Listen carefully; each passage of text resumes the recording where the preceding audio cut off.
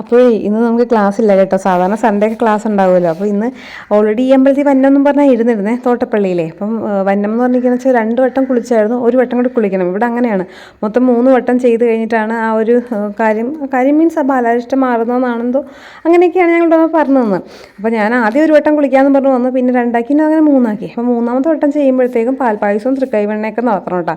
നമ്മളാണെങ്കിൽ 6 മണിക്ക് വന്നപ്പോൾ അധികം ആരും അമ്പലത്തിൽ ഇല്ലായിരുന്നു. അപ്പോൾ ഇവിടെ ഞങ്ങൾ തൊഴുതെല്ലാം കഴിഞ്ഞിട്ട് ഈ ഇരിക്കുന്നതെന്ന് വെച്ചിട്ടുണ്ടെങ്കിൽ പ്രാതൽ കഴിക്കാൻ വേണ്ടിയാണ്. പ്രാതലിൻ്റെ കാര്യം പറയുകയാണെന്നുണ്ടെങ്കിൽ 3 കൊല്ലം മുന്നേ ബുക്ക് ചെയ്ത ആളാണ് കഴിഞ്ഞ ആഴ്ച നടത്തിയത്. കാരണം അത്ര തിരക്കാണ്. എല്ലാ സൺഡേയും മാത്രമേ ഇവിടെ ഈ ഫുഡ് കൊടുക്കുന്ന പരിപാടിയുള്ളൂ. അപ്പം അത്രയും ക്യൂ ആണ് ഇങ്ങനെ ഫുഡ് കൊടുക്കാനായിട്ട്. അപ്പം ഞങ്ങൾക്കും ഭയങ്കര ആഗ്രഹം വന്നു കേട്ടോ, എല്ലാവരും ഇങ്ങനെ കൊടുക്കുന്ന കണ്ടപ്പോഴത്തേക്കും. അപ്പോൾ കണ്ണൻ പറഞ്ഞ് നമുക്കും കൊടുക്കാമെന്നൊക്കെ പറഞ്ഞിട്ട് അവിടെ പോയി അന്വേഷിച്ചപ്പോഴത്തേക്കും 4100 രൂപയാണ് പ്രാതൽ കൊടുക്കുന്നതിന്. അതിനാണെങ്കിൽ തന്നെ ഉച്ചക്കത്തെ ഫുഡില്ല, രാവിലത്തെ ബ്രേക്ക്ഫാസ്റ്റ് മാത്രമേ ഉള്ളൂ. അപ്പോൾ ഇഡ്ഡലി സാമ്പാറും കൊടുക്കുവാണെങ്കിൽ അത് 8000 ആകും.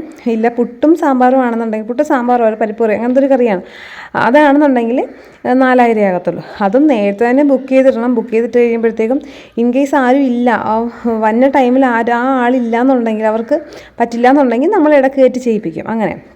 അപ്പോൾ ഞാൻ വിചാരിച്ചു അയ്യോ 3 കൊല്ലം മുന്നേ എന്നൊക്കെ പറഞ്ഞാൽ നമ്മൾക്ക് ഇപ്പോഴേ ബുക്ക് ചെയ്താലേ കിട്ടുള്ളൂ, കാരണം അത്ര ഇടിയാണല്ലോ. നമുക്ക് ചെയ്യാം എന്നുള്ള പ്ലാനിലൊക്കെ നമ്മളങ്ങനെ പോന്നു. അതിനുശേഷം പോകുന്നില്ല, നമ്മളവിടെ വെയിറ്റ് ചെയ്തിരിക്കുകയാണ് ഭക്ഷണം കഴിക്കാൻ വേണ്ടിയിട്ട്. കാരണം ഇതെല്ലാം കഴിഞ്ഞ് കുറേ പരിപാടി കൂടി കഴിഞ്ഞാലേ തരുള്ളൂ. അപ്പോൾ ഞാൻ വന്ന സമയത്താണെന്നുണ്ടെങ്കിൽ ഒരാൾ പോലും അവിടെ കുളിക്കാനുണ്ടായിരുന്നില്ല 6 മണിക്കൊന്നും. പിന്നെ കുറച്ചും കഴിഞ്ഞപ്പോൾ കുറേ കുഞ്ഞു കുട്ടികൾ, നല്ല രസമുണ്ട് കാണാനായിട്ട്. കുറേ കുഞ്ഞു കുട്ടികളെ കൊണ്ടുവന്ന് നല്ല ഫുൾ എണ്ണയൊക്കെ തേപ്പിച്ച് അങ്ങനെ കുളിപ്പിക്കുന്നുണ്ടായി. അതൊക്കെ രസം കാണാൻ തന്നെ നല്ല രസമാണ്. അങ്ങനെ പിന്നെ അവിടുന്ന് എൻ്റെ പ്രതീക്ഷയൊക്കെ തെറ്റി കേട്ടോ. ഞാൻ ഇഡ്ഡലി സാമ്പാറൊക്കെ പ്രതീക്ഷിച്ച് ഗൈസ്, പക്ഷേ ഇഡ്ഡലി സാമ്പാറും കിട്ടിയില്ല, പുട്ടായിരുന്നു. പൊതുവെ എനിക്ക് പുട്ട് ഇഷ്ടമല്ല, നിങ്ങൾക്ക് എൻ്റെ ഫേസ് കാണുമ്പോൾ തന്നെ മനസ്സിലാവും. പുട്ട് കണ്ടപ്പോൾ ഞാൻ അയ്യോ പുട്ട് എന്ന് പറഞ്ഞിട്ട് പിന്നെ ഇവിടുന്ന് വേഗം കഴിച്ചിട്ടിറങ്ങി ഒരു 9:30 വരെ വെയിറ്റ് ചെയ്തു. വീണ്ടും എന്ന് വെച്ചിട്ടുണ്ടെങ്കിൽ പാൽപ്പായസം നടത്തിയിട്ടുണ്ടായിരുന്നല്ലോ, അപ്പോൾ അത് കിട്ടണം എന്ന് കരുതിയിട്ട്. അപ്പോൾ അത് വെയിറ്റ് ചെയ്യുന്നപ്പോഴാണ് എൻ്റെ കണ്ണിൽ ഇത് പെട്ടത്. ഇത് നിങ്ങൾ വായിച്ച് നോക്കിയേ, ക്ഷേത്രത്തിൻ്റെ മതിലിനകത്ത് പാദരക്ഷകൾ ഉപയോഗിക്കരുതെന്ന്. പക്ഷേ നമ്മുടെ മലയാളികളുടെ ഒരു അവസ്ഥ, എന്താണോ എഴുതുന്നത് അതിൻ്റെ ഓപ്പോസിറ്റേ ചെയ്യത്തുള്ളൂ.